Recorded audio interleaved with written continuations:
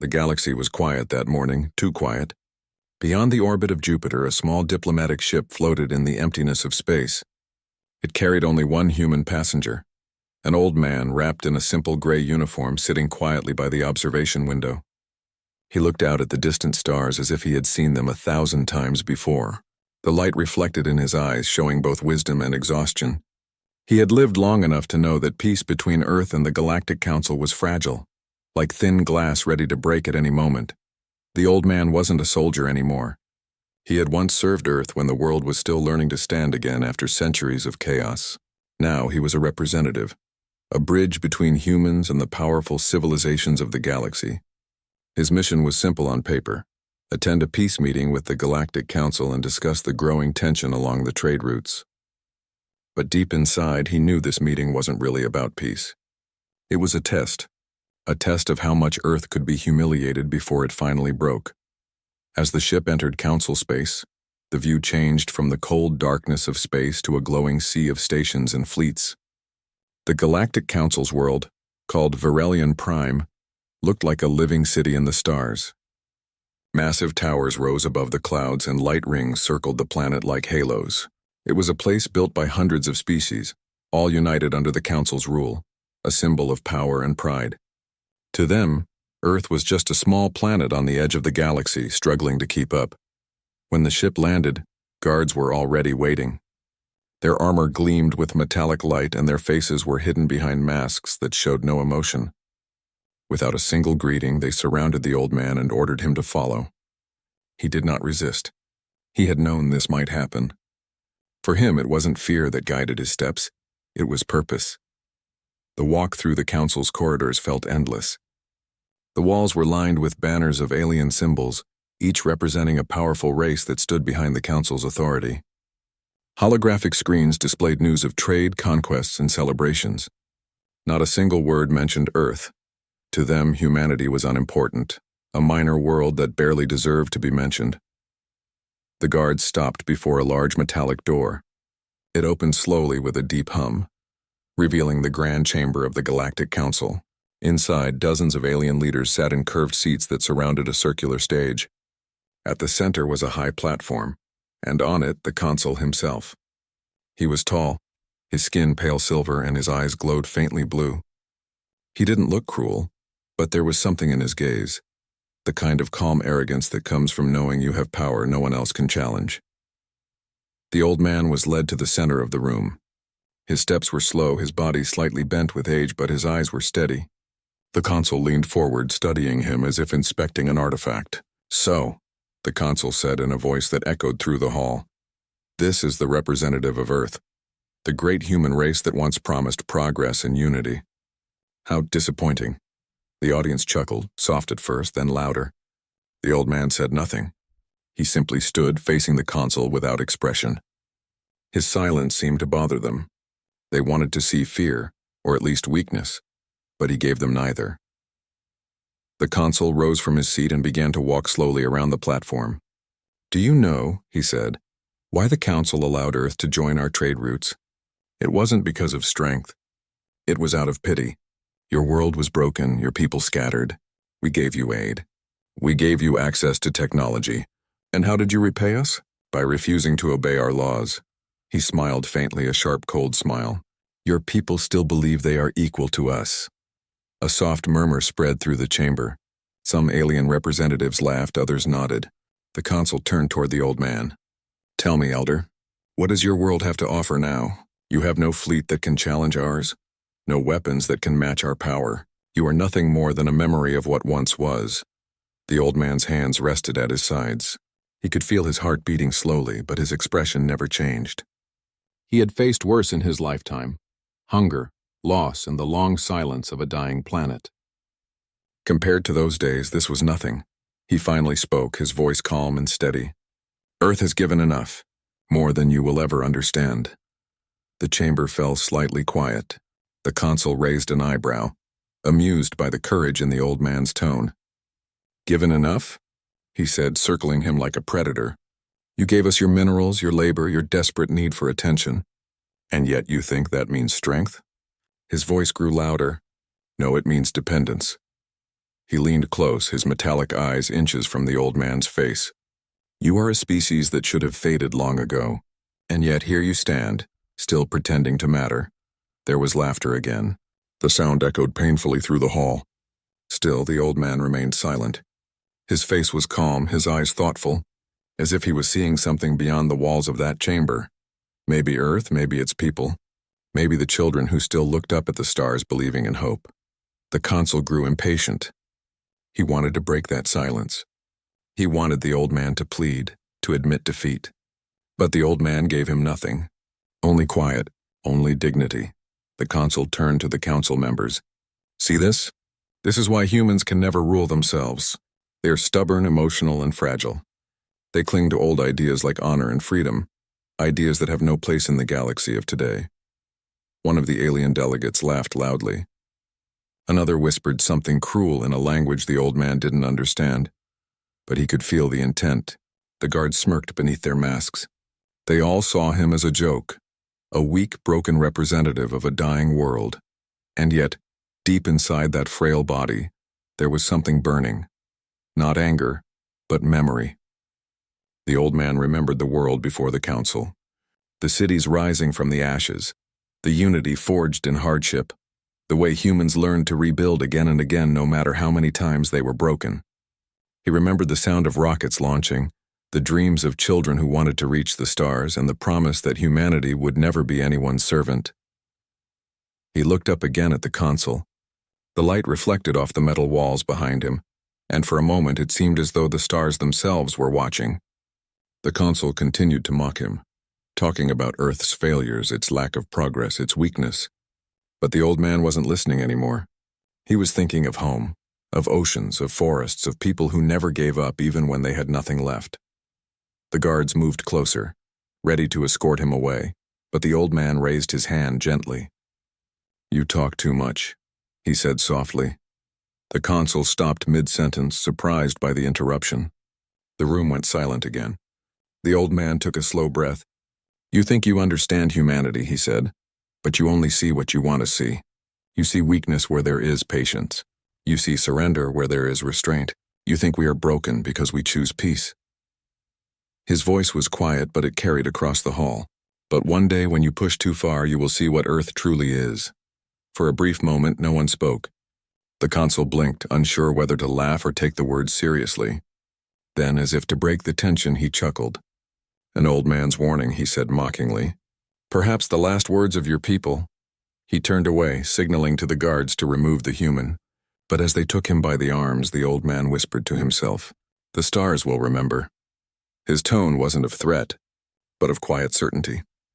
As the doors closed behind him, the chamber returned to noise and laughter. The consul smiled, thinking he had won. But outside that hall, the words of the old man began to spread quietly among the staff, the guards and the few who had listened closely. They couldn't explain why, but something in his calm voice had unsettled them, something that felt more powerful than the council's authority itself. That day, the galaxy thought they had humiliated Earth, but in truth, they had just awakened something they didn't yet understand. The old man sat alone in a holding room deep inside the council's headquarters. The walls were made of smooth metal, shining faintly under a pale blue light. There were no windows, no clock, not even a chair that felt comfortable. It was meant to make prisoners feel small, and it worked on most. But not on him. He sat straight, his hands resting calmly on the table before him. His gray uniform was slightly torn from when the guards had pushed him inside, but he didn't seem to care. His face was quiet, unreadable. It wasn't the silence of fear. It was the silence of someone who had already seen too much to be shaken by mere insults. Through the half-open door, 2 guards watched him closely. One of them whispered, "He hasn't spoken a single word since we brought him here." The other shrugged. "Old humans are strange. Maybe he's too tired to speak." They didn't know that the old man was listening to every word. He wasn't tired. He was waiting. Moments later, the door opened fully. A tall figure entered the room, the consul himself, surrounded by 2 assistants and a recording drone hovering behind him. The consul's long robe glimmered like liquid glass, and his expression carried a kind of cold amusement. He looked at the old man as though inspecting something beneath him. "Well," the consul said, walking slowly around the table. I thought I'd find you trembling, but you're still pretending to be calm. His tone was smooth, but there was something sharp hidden beneath it, the kind of sharpness that came from power and pride. The old man lifted his eyes. Pretending? He said softly. No, just remembering. Remembering what? The consul asked, raising an eyebrow. Remembering how many empires I've seen fall while claiming they were eternal, the old man replied. The consul smiled thinly, almost entertained. You humans and your stories, he said. You speak as if you've seen the galaxy's history yourself. He leaned closer. But you haven't. You are a relic of a dying planet, a man clinging to old myths. Do you really think your kind can challenge the order we've built here? The old man didn't answer. He simply met the consul's eyes. That silence irritated the consul. He turned toward his assistants. Begin the broadcast, he ordered. The drone floated higher, its red light blinking as it started recording.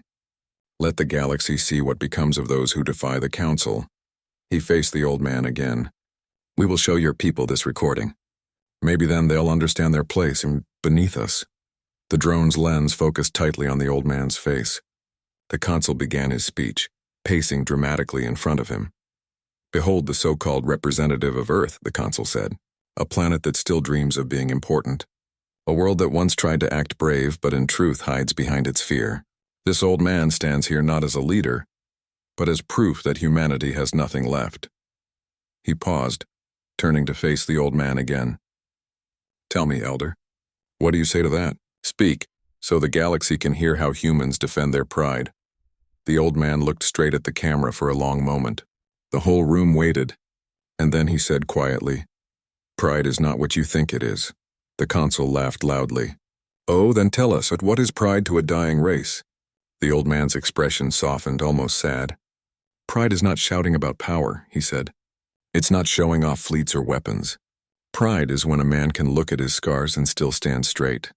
It's when a people lose everything, yet still wake up each morning and rebuild. That's what pride is. You wouldn't understand. For a brief second, the consul's face hardened. He didn't like that answer, not because it was wrong, but because it was true. He stepped closer, lowering his voice. You speak as if your words mean something. But you are here alone. Your planet cannot save you. Your people cannot even reach this place without our permission. The old man met his eyes calmly. Maybe, but even if I am alone, I still speak for billions. And they are listening even when you think they aren't. The consul frowned. His assistants exchanged glances. The camera drone kept recording. The consul forced a smile again, trying to regain control. You humans have a strange way of showing strength. Weakness wrapped in poetry. He turned toward the camera again. This man is a symbol of Earth's foolishness. Let the universe remember. They came here begging for peace, and this is what remains of them. An old man too proud to kneel, too foolish to see that he's already defeated. The laughter returned, echoing through the chamber outside as the broadcast continued to play across the council network. But the old man still didn't move. His silence began to feel heavier than words. Even the guards started to shift uneasily. Then, something unexpected happened. One of the council members, a smaller alien representative with gray-blue skin, leaned forward from the viewing balcony and whispered, "Why is he so calm?" His companion replied softly, "Because he knows something we don't." That whisper spread quietly. The crowd that had gathered to enjoy the mockery started to watch differently. They were expecting a broken man, but instead they saw someone unshaken, someone who carried himself with quiet dignity even as an empire laughed at him. The consul noticed the change in the room. His voice grew harsher. "You dare come into our chamber and act as if you have power?" He slammed his hand against the table. The sound echoed sharply. "You are nothing!" The old man looked at the dent his hand had made in the metal. Then he slowly turned his gaze back to the consul. "If I am nothing," he said softly, "why do you fear my silence?" The consul froze for a moment, caught off guard. The crowd went silent again. The question hung in the air like a blade. The old man continued, his voice steady, almost gentle. "You see, the powerful always need someone to look down upon. It makes them feel greater. You mock me because you think that makes you stronger. But strength doesn't come from mocking others. It comes from how you treat those who have no power left. He leaned forward slightly, his old eyes glowing with quiet fire. "And one day when you understand that, it will be too late." The consul's assistants looked nervous. The consul himself tried to laugh again, but this time it sounded forced. "You threaten the council?" he said. The old man shook his head. "No, I remind you." That was all he said. Then he went silent again. The consul looked toward the guards. "End the recording," he snapped. The drone's light dimmed and floated away. He turned back to the old man, anger flashing in his eyes. "You think your words mean anything? This will be forgotten the moment you leave this room." But even he knew that wasn't true. He could feel it. Something had changed. Outside the chamber, the broadcast had already been transmitted to nearby stations. The short clip of the old man's quiet defiance began to spread. Workers in spaceports watched it on small screens. Captains on distant ships replayed it during their shifts. Even on Earth, though the feed was delayed, people began to see the moment. The calm, steady look of their representative as the galaxy laughed at him. And yet, no one saw a victim. They saw a man standing tall. The guards took him away again, back to the small holding room. The consul remained behind, pacing silently. His pride had been bruised, though he would never admit it. He could still hear the old man's words in his mind. "If I am nothing, why do you fear my silence?" Hours passed. The consul sat in his private quarters, staring at the stars outside his window. He had faced rebels, pirates, and rival planets. But never had one old man's calm words stayed with him like this. He tried to laugh it off, but the unease lingered. Back in the cell, the old man finally allowed himself a small breath of relief. He wasn't smiling, but his eyes showed a quiet strength. He knew the council's arrogance had cracks, and words once spoken had a way of reaching further than any army. He whispered softly to himself, "They think this ends here. But this is just the beginning." And somewhere out there among the stars, those who had once lost hope began to whisper his name again. Not as a prisoner, but as a voice that refused to break. The night on Varelian Prime was never truly dark. The planet's skies were filled with silver rings of light that reflected off the towers below, keeping the city alive, even in its quietest hours. But inside the council's chambers, something had shifted. What was supposed to be a moment of humiliation had turned into an uncomfortable silence that no one wanted to talk about. The consul sat alone in his office, the same message replaying again and again on the large holographic screen before him, the recording of the old human's words. Each time he watched it, he told himself he was studying it to prepare for the next meeting, but deep down, something about that calm voice bothered him. "If I am nothing, why do you fear my silence?" It echoed in his mind, soft but unshakable. He had led the council for years. He had silenced rebellions, made planets bow to his rule, and forced many civilizations into obedience. Yet for the first time in decades, he felt something strange. Not fear, but uncertainty. Still, he couldn't show that. Power depended on perception, and in the galaxy, perception was everything. The next morning, the council chamber filled again. Delegates from dozens of worlds gathered, their conversations buzzing through the air. The consul took his seat at the center of the long platform, hiding his frustration behind a perfect, calm expression. "Today," he said, "we will continue our discussion on the human prisoner." Whispers filled the hall. Some representatives leaned forward with interest, while others smirked as if it were a trivial matter. One of them, a scaled creature with bright red eyes, said loudly, "Why discuss him at all? He's just an old man. Send him back to his dying planet." Another delegate, tall and robed in silver, shook his head. "No, the broadcast has already spread across several systems. There are colonies talking about him, humans and even some of our own workers.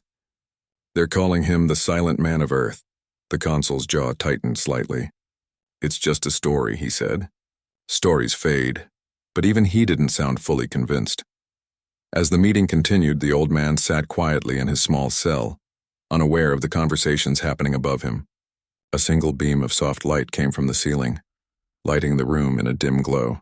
He spent most of his time sitting by the wall, tracing patterns on the floor with his finger, thinking about Earth, its blue oceans, its winds, the voices of people who never stopped dreaming. He wasn't afraid for himself. What worried him was what might come next, how his words might reach home and how they could either inspire or provoke something far greater. Hours later, A soft sound echoed from outside the door. It opened slowly, and a young officer entered, one of the lower guards assigned to bring food and water. The old man looked up and gave a faint nod. The guard hesitated before placing the tray on the small metal table. As he turned to leave, the old man spoke gently. "Tell me," he said, "how long have you served the council?" The guard stopped, surprised that the prisoner had spoken. "All my life," he replied carefully. "Do you believe in what they do?" The guard hesitated. I follow orders," he said, his tone uncertain.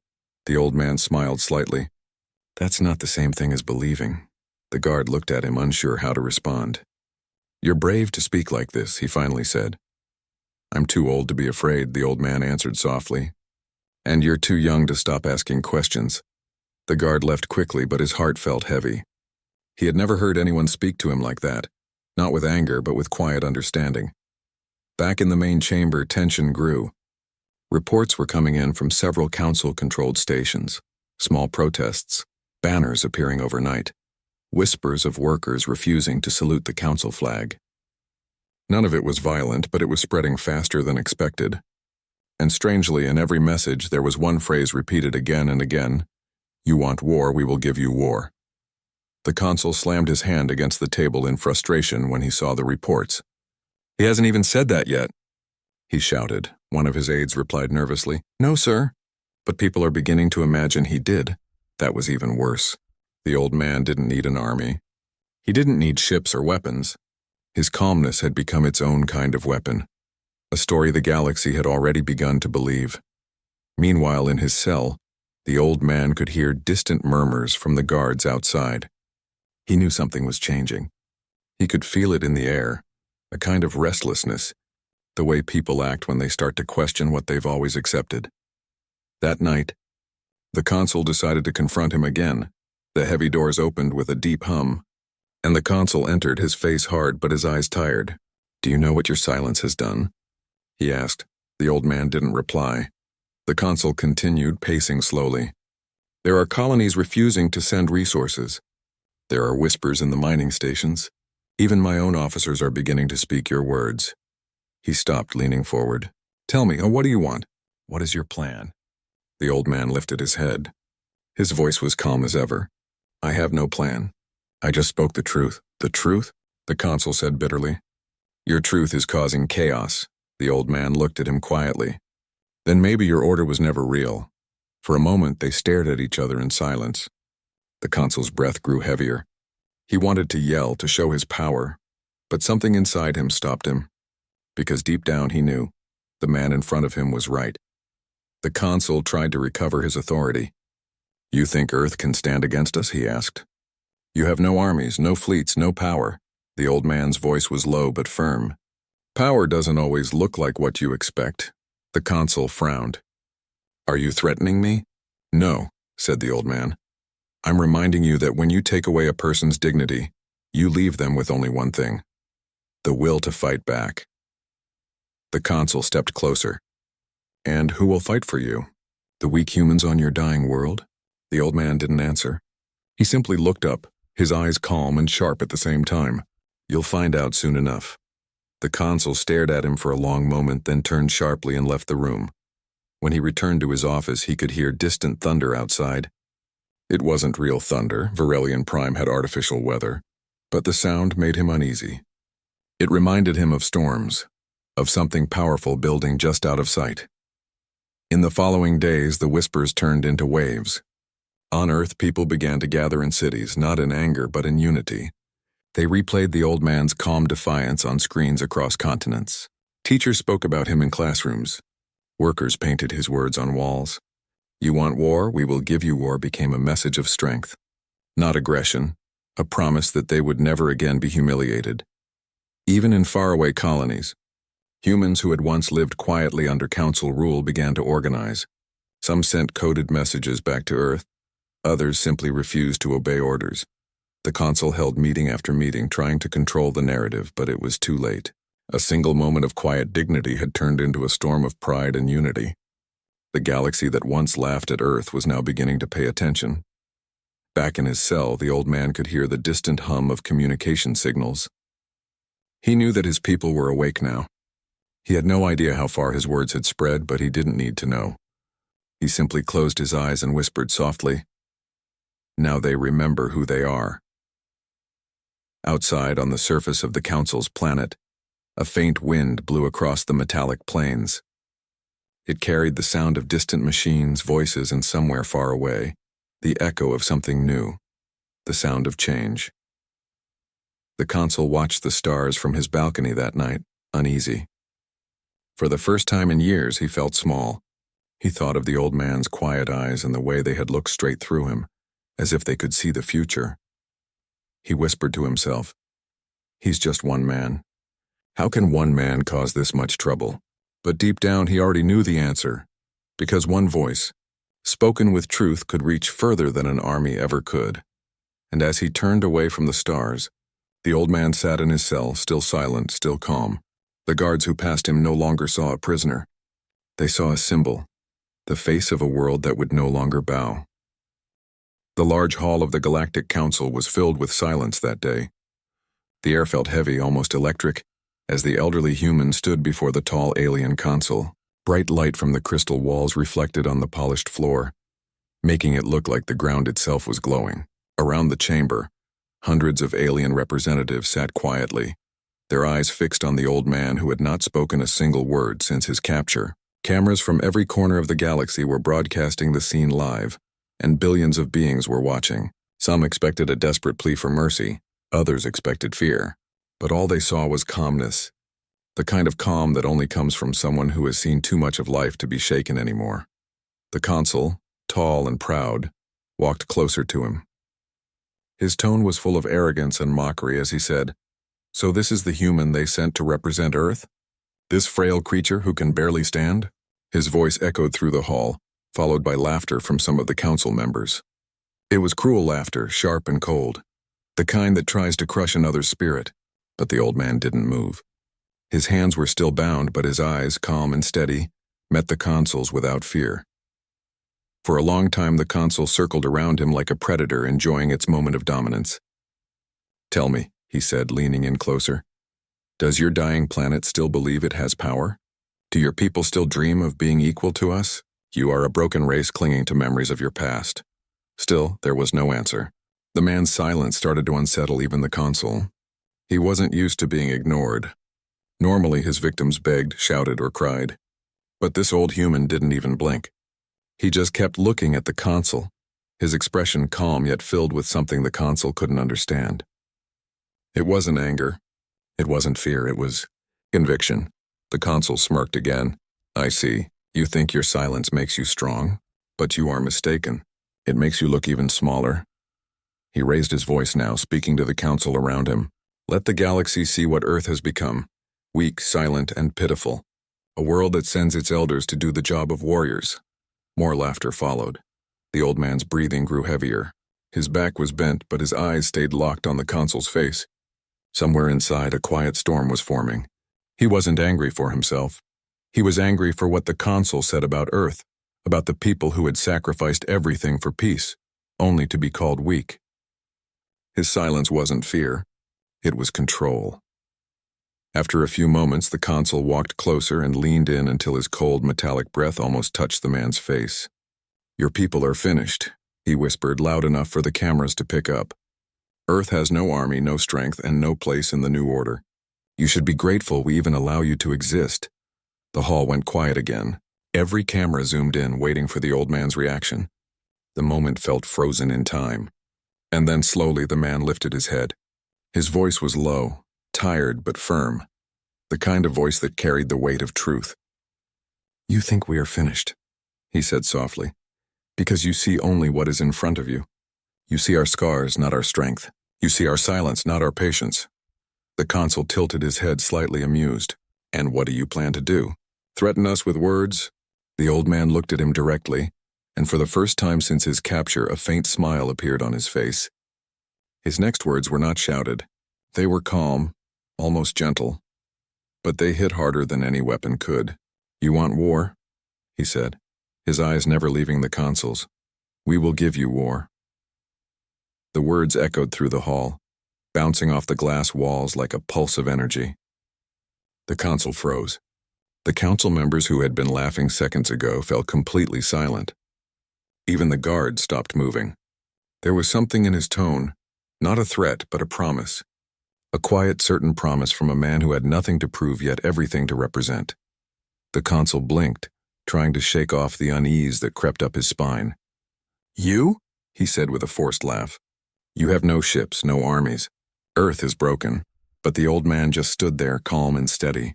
"Broken things can still cut deep," he replied softly. The room went dead silent again. The consul's expression shifted slightly.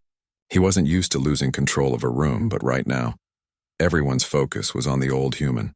Even the guards who were supposed to drag him away stood still, as if frozen by something invisible. The consul tried to regain his authority. "Take him away," he ordered, but his voice lacked its earlier power. The guards hesitated for a second before moving. The man was pulled to his feet, but before being taken out, he turned his head slightly, enough for the cameras to catch his face one last time. "You will remember this day," he said quietly, "not because you humiliated a man, but because you awakened something you cannot control." That line spread across the galaxy within hours. Every communication channel, every news feed, every hidden resistance cell on distant worlds repeated his words. "You want war? We will give you war." The sentence became a symbol. On Earth, people gathered around screens and watched in silence. Some cried. Others stood in awe. It wasn't just what he said. It was how he said it. Calm, sure, and full of an old kind of strength that didn't rely on weapons or armies. That moment changed everything. Across colonies and space stations, humans who had long given up hope started to whisper again. They began to reconnect, to plan, to rebuild. The old man's words had done what no weapon could do. They had united them. Even the consul didn't realize, as he stood in his shining hall, that he had just made the biggest mistake of his life. He had turned a quiet, defeated world into something alive again. As the guards led the old man away, one of them, a young alien officer, hesitated for a moment. He looked at the human with confusion, almost respect. The old man noticed it and gave a small nod. It was as if he was silently saying, "You'll understand one day." When the doors closed behind him, the chamber remained silent for several long seconds. The consul turned to his advisors, trying to act as if nothing had happened. "He is just an old fool," he said coldly. But deep down, a part of him felt uneasy. There was something different about that human. Something dangerous. Far away on Earth, people stayed up all night watching the replay of the council broadcast. The old man's face appeared on every screen, tired, wrinkled, but filled with strength. Children asked their parents what his words meant. Elders whispered that the time of waiting was over. Scientists, soldiers, and engineers began reaching out to one, another in secret communication. Channels that hadn't been used for years. The spark had been lit.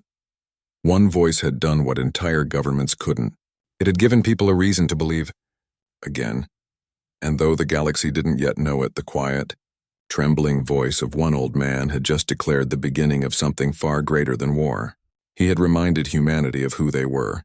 The consul thought he had silenced Earth, but instead he had just awakened its heart. That day, the galaxy didn't witness a weak man's last words. It witnessed the first heartbeat of Earth's return. Across the galaxy, the words of the old human spread like fire in a dry forest. "You want war? We will give you war."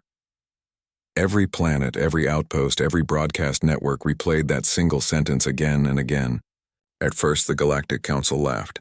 They called it empty human pride, the last cry of a dying world. But within days, that laughter faded. Something had started to move in the darkness, something the Council had never seen before. Far beyond the known systems, where scanners rarely reached, faint energy readings began to appear. Ships that had been silent for decades powered up. Bases that were thought abandoned came to life again. The Council's monitoring stations couldn't understand it at first. They thought it was just background noise or faulty data. But as the signals grew stronger, their analysts realized these were not random readings, and they were organized, coordinated, and they were coming from Earth. Back on Earth, the mood had completely changed. People who had once accepted the Council's control were now standing up again. The old man's words had reached everyone, miners in the asteroid belts, Engineers living in lunar colonies and scientists deep beneath the oceans of Earth. Everyone felt it. Humanity had been mocked for being weak, but they knew how to survive. They always had. They had rebuilt their world after disasters, wars, and near extinction. And now once again they began to prepare, not with anger but with determination. Old underground bunkers turned into command centers. Ancient warships hidden beneath the surface of the moon were reactivated. Teams worked night and day repairing engines, rewriting navigation codes, and bringing life back to technology that had been forgotten. The humans didn't have the vast fleets that the Council did, but what they had was unity. And unity was something no alien empire could easily destroy. In space, the Council's fleets began to move toward Earth. Their leaders thought a quick show of force would silence the humans again. They sent patrols to watch the solar system, convinced it would scare them back into obedience. But something strange happened. One by one, those patrols stopped reporting back. Their signals disappeared without a trace. The Council dismissed it as technical errors at first, but when the Third Fleet vanished, panic began to grow quietly behind the polished walls of the Council chambers.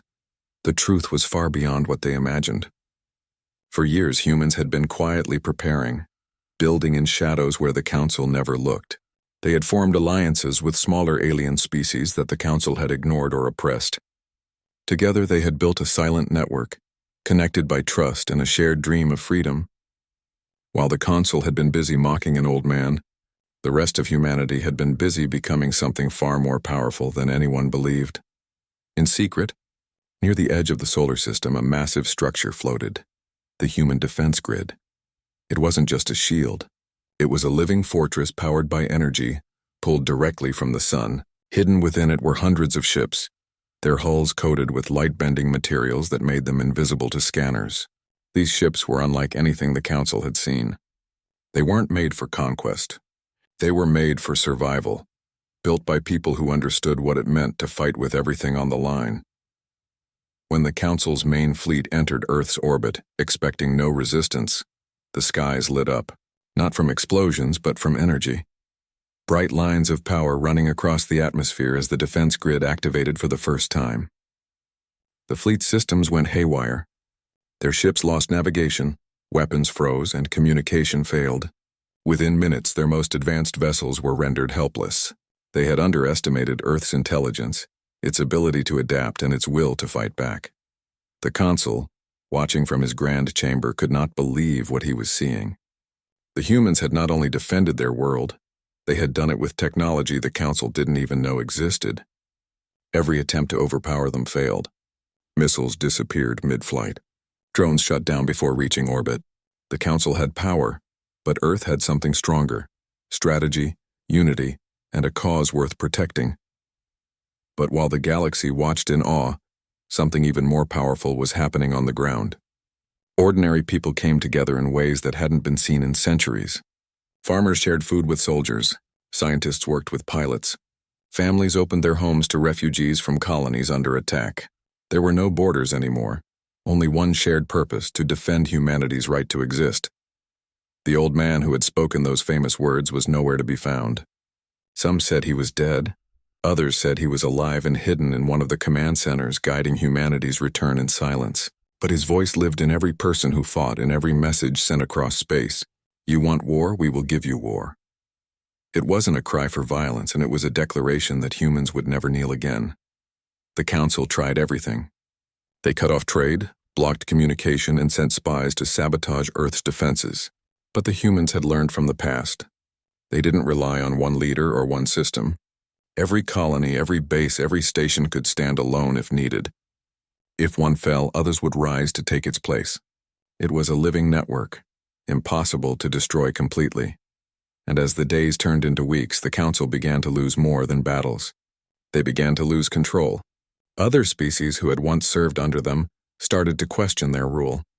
They saw how humans stood against the most powerful empire in the galaxy and refused to bow.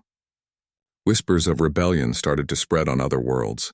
Some planets even sent messages of support to Earth, promising aid and cooperation. The galaxy's balance was changing, one spark at a time. Inside the Council chamber, tension was growing. The Consul shouted orders, blaming his generals and advisors. "It's just a temporary setback," he said, but no one believed him anymore. They had all seen the truth. Earth was not weak. It was patient, cunning, and unbreakable. Back on Earth, the people didn't celebrate their victories with cheers or parades. They stayed focused. They knew the fight wasn't over. But deep in their hearts, they carried a quiet pride. For the first time in generations, they felt united not by fear, but by strength. The old man's words had become more than a statement. They had become a promise kept. One evening, under the orange glow of the setting sun, a small group of young engineers stood outside a launch platform, watching a fleet of newly built ships rise into the sky. One of them looked up and whispered, "Do you think he's watching?" Another smiled and replied, "He doesn't have to be. His words already are." The sky shimmered as the ships disappeared into the stars, heading toward the edge of known space, well, not to conquer, but to make sure no one ever tried to conquer them again. Across the galaxy, the Council's propaganda channels tried to regain control of the story. They called Earth's response reckless and dangerous, but it was too late. The truth had already spread too far. People from countless worlds had seen what happened. They saw how one old man, standing alone, had turned humiliation into hope. The Council's fleets began retreating slowly, not because they couldn't fight, but because they realized that every battle only made Earth stronger. Every attack brought more unity. Every loss made humans more determined. The Consul sat in silence, staring at the reports, realizing the war he had laughed at was already lost, not on the battlefield, but in spirit. Back on Earth, quiet streets glowed with light from the cities that had once been dark. Children were taught in schools about the man who spoke for humanity, not as a soldier, but as a symbol of what courage truly meant. Statues were never built for him because people didn't want to worship him, they wanted to remember him. He had shown them that strength wasn't in weapons, but in belief, in unity, in refusing to give up even when the galaxy laughed at you. As time passed, people began to call that period the Awakening. It wasn't just the awakening of Earth. It was the awakening of the entire human spirit. The galaxy had underestimated them, but now it would never forget them. And so from that one moment, from that one sentence, history changed. The Council's fear of Earth was not born from its weapons or ships, but from the realization that humanity had rediscovered its heart. And once that happens, no power in the universe can make it kneel again. The war that followed was not what most people expected. It wasn't about endless battles or destruction. It was about power, unity, and the will to stand for something that had been forgotten: respect. The galaxy had always seen Earth as small, fragile, and emotional. But now, after generations of silence and surrender, Earth had become something different. The old man's words had done more than spark a war. They had reminded humanity of who they were and what they stood for. Months passed since that famous day when the old man said, "You want war, we will give you war." His voice had become a symbol of strength across every human colony. Those 7 words were printed on walls, carried in digital messages, and whispered in moments of fear. Even the youngest children knew them by heart. People no longer spoke his name. They didn't need to. Everyone knew what he represented: courage in the face of arrogance. Across the galaxy, the Council struggled to maintain its control. Its fleets were powerful, its armies vast, but something had changed. Fear had spread among them. No one wanted to face humans anymore. Soldiers spoke in quiet voices about the invisible fleets that moved like ghosts through space, about human ships that appeared out of nowhere and vanished before counterattacks could be launched. The Council still had weapons, but humanity now had belief, and belief was far stronger than any gun. The old man himself had not been seen since the day of his capture. Some said he had died in the Council's prison. Others claimed he had been rescued and was now hiding in a secret base somewhere deep in the asteroid belt. But what truly mattered was that his message lived on. He didn't need to be there anymore. His voice was now the voice of an entire species. Back on Earth, the changes were visible everywhere. Cities that had once been quiet and fearful were now full of energy and purpose. Factories that had been closed for decades were working again, producing not just weapons but technology meant to rebuild and protect. Scientists worked day and night, developing new ways to defend without destroying. For the first time in centuries, humanity's progress wasn't just for survival, it was for freedom. In one of the underground command centers, a group of leaders gathered around a holographic table showing the map of the galaxy. The lights were dim and the air was heavy with tension. "We've done what was impossible," one of them said quietly. "The Council has pulled back their fleets from half the sectors." Another nodded and replied, "Yes, but we must not become what they are. We fight for peace, not dominance." That was the difference between humanity and the Council. The Council ruled through fear and control. Humanity fought only to be left alone, to live with dignity. The people of Earth didn't want to conquer planets or enslave anyone. They wanted respect, the simple right to exist without being mocked, underestimated, or humiliated. Over time, the galaxy began to change. Smaller civilizations that had once been under the Council's control started to follow Earth's example. They too began to rise. Trade routes opened freely again, this time without forced taxation or unfair rules. For the first time in centuries, the galaxy was not ruled by one voice, but shared by many. And somewhere in the middle of all this, stories began to spread of an old ship drifting near the edge of a dying star. Inside it, a single life form was detected, a human, frail but alive. The description matched the old man. Search teams were sent, but by the time they reached the location, the ship had vanished. Some said it was destroyed. Others said it entered hyperspace, heading toward an unknown system. But whatever the truth was, people believed he was still out there, watching quietly, making sure humanity didn't forget why they fought. Years passed, and peace slowly returned to the galaxy. The Council, broken and humbled, was forced to sign new treaties recognizing Earth as an independent and equal member. Their arrogance was gone, replaced with a cautious respect. They had learned a lesson that no war could have taught them. Never mistake silence for weakness. On Earth, a new monument was built in the heart of the capital. It wasn't a statue or a symbol of victory. It was a single stone, smooth and black, with only 7 words carved on it. "You want war, we will give you war." No name, no date, no decoration. Just the words. People visited it every day. Soldiers, families, students, even visitors from other worlds. They would stand there in silence, remembering how everything had started with just one man and one moment of truth. Generations later, children in schools learned the story not as a tale of war, but as a lesson in courage. Teachers explained that the old man didn't win because of power, but because he refused to let anyone define humanity's worth. He taught them that strength doesn't always roar. Sometimes it speaks softly, but with unshakable conviction. The galaxy began to heal in unexpected ways. Where once there was fear, now there was cooperation. The humans, instead of seeking revenge, extended help to the planets that had once turned against them. They sent engineers, doctors, and scientists to rebuild worlds destroyed by conflict. They knew the pain of being helpless, and they didn't want anyone else to feel it again. Slowly, respect replaced fear, and trust began to grow. Still, there were quiet reminders of what had been lost and what had been gained. In the halls of the Galactic Council, now restructured and more democratic, a portrait hung on the wall. Not of an emperor or a leader, but of an elderly human with kind eyes and a calm expression. Beneath it were the same 7 words. Every delegate who entered that hall saw it, a silent reminder that arrogance always leads to downfall, and humility leads to strength. Back on Earth, life had moved on. The skies were full of ships not for war but for exploration. Humanity had returned to its true calling and discovery.